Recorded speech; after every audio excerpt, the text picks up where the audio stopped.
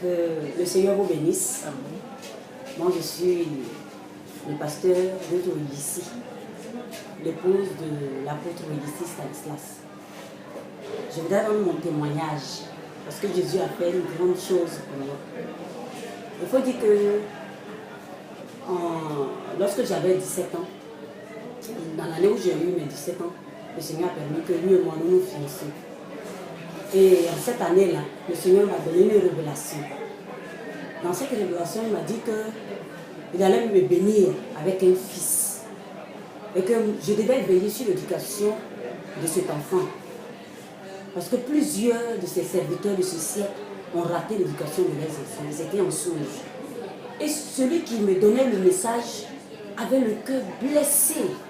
Et pendant que celui qui me parlait était en train de s'exprimer, je sentais mon esprit s'ouvrait sur le cœur du Seigneur qui était blessé par rapport à l'éducation des enfants des serviteurs de Dieu.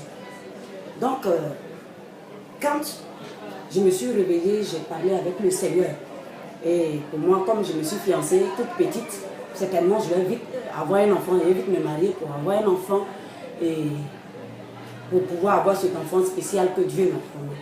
Malheureusement, et aussi heureusement, parce que Dieu a permis que je fasse 8 ans de fiançailles, dans lesquels lui-même, il a travaillé ma vie. Mais après ces 8 années de fiançailles, nous sommes mariés, en 2001 précisément. Mais après le mariage, dans le même mois du mariage, j'ai commencé à vivre des douleurs. Mon témoignage, c'est par rapport à un enfant que Dieu m'a donné. Donc, j'ai commencé à vivre des terribles douleurs. Des douleurs vraiment exagérées. Et je ne comprenais pas. Des douleurs que je n'ai pas eues auparavant. Mais juste après mon mariage, vraiment, j'ai commencé à vivre ces douleurs. On est parti dans les hôpitaux, un peu partout. Mais ça n'a pas été possible, la guérison. J'ai fait tous les soins. Tous les soins, je vous assure, mes bien-aimés, j'ai fait tous les soins. Toutes les prières, toutes les repentances, tout ce que je pouvais faire, tout ce que je pouvais voir pour que je puisse avoir un enfant, et surtout être guéri, ça n'a pas été possible à l'indigénat. À l'hôpital, ben, on m'a dit, ils m'ont fait faire plusieurs examens, des fibroscopies, des échographies, jusqu'à ce que un médecin, le Gagnoua qu'on appelle docteur Bouloutou, me dise, ah madame, arrêtez de faire les hystéréos, parce que plusieurs hystéréos dans la même année, c'est pas bon. Parce que plusieurs médecins me demandaient des hystéréos et chacun donnait son résultat.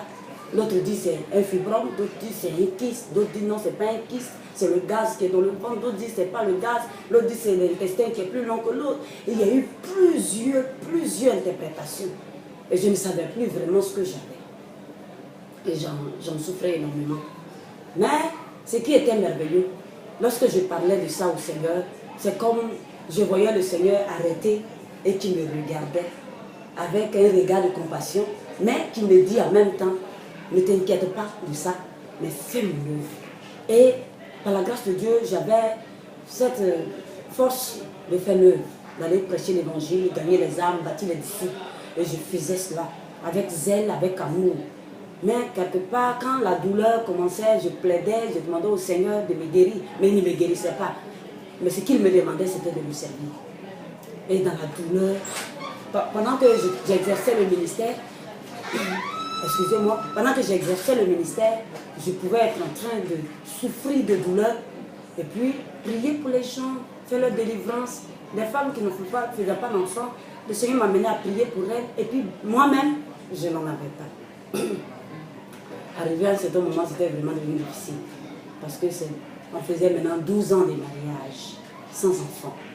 La 12e année est devenue vraiment difficile parce que les douleurs s'étaient accentuées. Et puis, je ne pouvais plus m'asseoir longtemps, je ne pouvais plus marcher longtemps et je ne pouvais plus exercer pleinement le ministère. Et j'ai commencé à me plaindre au Seigneur. Mais plus je me plains, je n'avais pas de réponse. Un jour, le 1er janvier 2014, à 5h30, nous nous sommes réveillés. Et mon époux m'a dit, ma chérie, le Seigneur m'a dit que cette année 2014, est le début de la grâce de Dieu pour notre vie. Je lui ai dit ok, parce que plusieurs serviteurs de Dieu m'ont donné des révélations que j'allais avoir un enfant. Bon, j'ai espéré, je ne voyais pas. Donc, j'ai dit ok, comme c'est Dieu qui a parlé, Dieu va le réaliser. Et Dieu merci. Dieu merci, par la grâce du Seigneur. Des mois sont passés. Des mois sont passés. Une fois, j'ai commencé, excusez-moi, à avoir mes menstrues. Et ce jour, mon cœur a commencé vraiment à me faire. J'ai commencé à pleurer devant Dieu parce que je n'arrivais plus à supporter. Il y avait un de nos pasteurs, du nom du pasteur Yul Siedier-Donné, qui m'a approché, qui m'a dit que si tu n'arrives plus à supporter de cette manière, c'est que le temps de Dieu est arrivé pour toi. Je lui ai dit, j'ai compris. Mais maintenant, Dieu qui se souvient de moi. Mais vraiment, frère, c'était devenu difficile pour moi. Et un jour, pendant que tout le monde, mon époux allait au bureau, les frères sont allés, mes enfants sont sortis, j'étais seule à la maison. Et j'ai commencé à dire au Seigneur. Ce jour-là, j'ai vu que j'acceptais ma condition. J'ai dit au Seigneur, Seigneur, j'accepte ma condition de femme stérile. Je sais que tu n'as pas créé de femmes stériles sur la terre ici. Tu as rendu tout le monde fécond. Mais chacun attend son temps, le temps que tu as prévu. Mais moi, Seigneur, les enfants spirituels que tu m'as donnés sont les enfants que j'ai. À partir d'aujourd'hui, je ne veux plus d'enfants biologiques. Je suis fatiguée d'attendre cet enfant. Alors, certainement, tu n'es pas encore prêt pour me donner, mais je n'en veux plus. Je veux m'occuper de mes enfants spirituels et des enfants de mes enfants spirituels. Ce sont le don que tu m'as donné. Je vais les aimer maintenant, de tout mon cœur. Je vais leur donner tout ce dont ils ont besoin. Je vais leur donner tout ce dont ils ont besoin. Donc, à partir d'aujourd'hui, Seigneur, je renonce à ce qui est enfant. Je renonce à ma santé. Je renonce à ma vie. Et je me livre, esprit, âme, corps, à te servir. Parce que je souffre. Je ne sais pas pourquoi. Mais aujourd'hui, là, je vais te servir sans m'inquiéter pour ma santé. Si tu veux que je meure sur le terrain, que je meure. Si tu veux que je sois sans enfant, que je sois sans enfant. Mais aujourd'hui, mon cœur renonce à cette histoire d'enfant. En ce moment, mes menstrues venaient de commencer. Et c'est quand j'ai vu mes menstrues, j'ai dit non, que vraiment, c'est là que j'ai commencé à pleurer. J'ai fait cette prière. Mais quand j'ai fini de prier, pour la première fois depuis 12 années, parce que quand Dieu me parlait chaque fois, il me disait, je te bénirai, je te guérirai, je te lèverai. Mais cette fois-ci, il y a un passage j'ai laissé ma Bible, un passage de la Bible, je l'ouvre, j'ai eu à cœur d'ouvrir ce passage, et le Seigneur va me dire, je retire de tes mains la coupe d'étourdissement. Quand j'ai vu ce passage de la Bible, j'ai dit, moi, Dieu ne m'a jamais parlé au présent. Il m'a toujours parlé, depuis 12 années de mariage et de ministère, il m'a toujours parlé au futur. Aujourd'hui, cette parole-là, elle est très forte et spéciale dans mon cœur. Alors j'ai saisi la promesse du Seigneur. Pour moi, c'était ma guérison. Et dès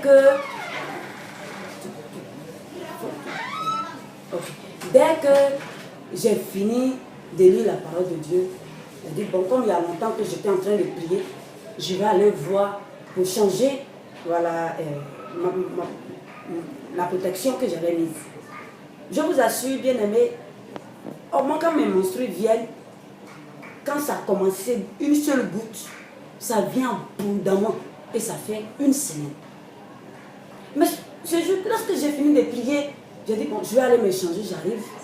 Les menstrues qui venaient sérieusement, j'arrive, c'est coupé. J'ai dit, bon, c'est pas grave. Demain, jusqu'au soir, je suis sûre que ça va venir. Je vois, ça fait ça, et puis bon, ça vient. J'attends. Le soir, c'est pas venu. Le lendemain, mes menstrues ne sont pas venues. Je suis étonnée. Je dis, mais qu'est-ce qui se passe? Donc, 2 jours, 3 jours après, j'ai fait appel à mon époux. Je lui ai dit, ah, mes menstrues avaient commencé. Mais voilà le temps que j'ai passé devant le Seigneur. Mais voilà la parole que le Seigneur m'a dit. Et dès que j'ai fini ma prière, la joie étant venue dans mon cœur, j'ai oublié cette histoire de menstrues, j'ai oublié cette histoire d'enfant, mais je m'en vais me contrôler, mes menstrues ne sont plus venues. Il a dit, ma chérie, je suis sûre que cette promesse du Seigneur qui m'a, cette parole du Seigneur qui m'a dite depuis le 1er janvier, s'est réalisée aujourd'hui. Il a dit, oh mon chéri, toi aussi, il ne faut pas exagérer. Il dit, je te dis que tu es enceinte. Il dit, c'est pas vrai. Ah, comment ça?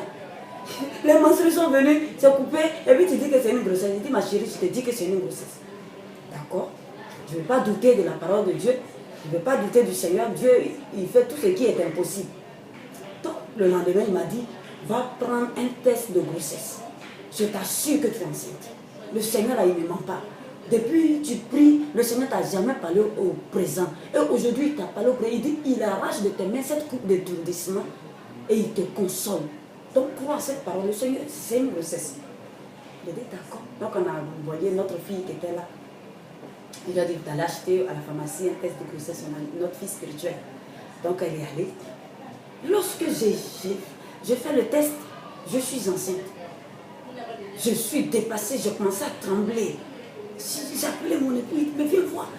C'est positif. Depuis 12 années, ça n'a jamais été positif.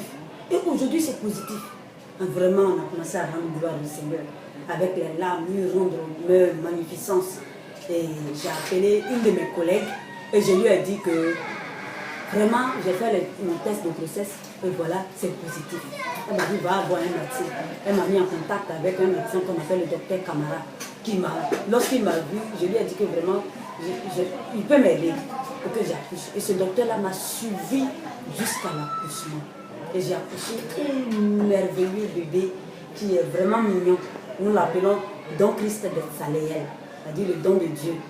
Et vraiment, le Seigneur a fait cette merveille dans ma vie. Moi qui étais malade, qui n'avais pas de joie, lorsque les douleurs commençaient, lorsque je voyais les femmes avec des enfants, vraiment, il m'arrivait à me demander quel jour j'allais en avoir.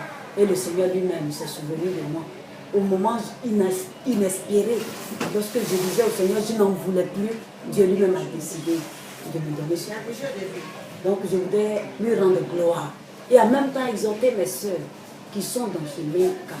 Leur dire que de la même manière, ce Dieu qui est puissant s'est souvenu de moi. Il peut se souvenir d'elle. Mais il y a quelque chose que Dieu voulait atteindre dans ma vie.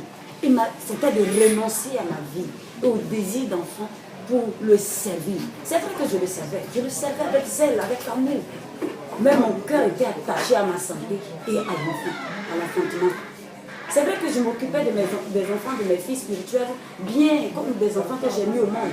Mais mon cœur était attaché à un enfant que je voulais de moi-même et de mon époux. Mais le Seigneur a voulu que je renonce, et j'ai renoncé de tout mon cœur. Et quand j'ai renoncé, Dieu lui-même ce jour a opéré le miracle. Et la chose merveilleuse, quand mon enfant est né, au cours, il est né, il a eu 1 an, il va avoir 1 an, 2 mois le 12 prochain. Il avait 8 mois, 9 mois par là, et il est tombé malade. Vraiment, quand il est tombé sérieusement malade, c'était une attaque, parce que ce n'était pas une maladie en tant que telle. Et je me suis rappelé des paroles du Seigneur. Quand j'ai dit au Seigneur, cet enfant, je t'ai dit que je ne le voulais plus. Et c'est toi qui as voulu me le donner. Alors, je n'ai pas fait d'effort humain. Et puis tu m'as donné cet enfant. Si tu veux qu'il meure, alors il mourra. Si tu veux qu'il vive, alors il vivra. Et c'est ainsi que le Seigneur lui-même a opéré le miracle de la guérison dans la vie de l'enfant. Et l'enfant se porte bien. Aujourd'hui, en tout cas, il marche, il joue. Vraiment, le Seigneur est bon. Et chacune de nous continue d'espérer. Il y a un message que le Seigneur m'a donné.